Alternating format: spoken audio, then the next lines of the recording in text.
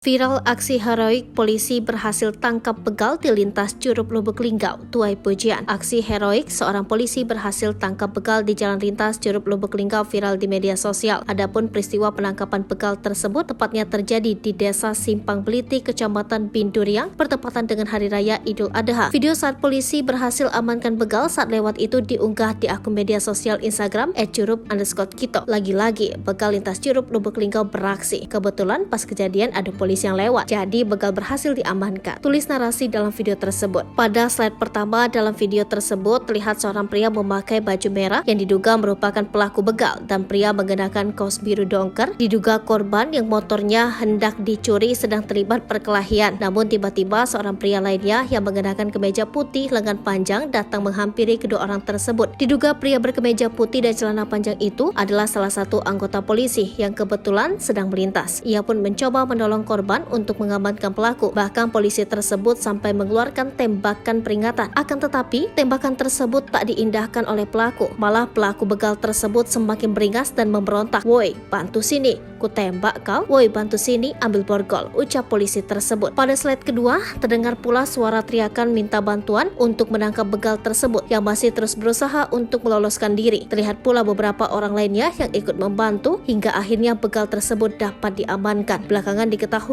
anggota polisi yang bertugas di Polsek Bengkok itu bernama Nova Andrian Saputra. Aksi heroiknya tersebut yang kemudian viral di media sosial menuai pujian dari warganet.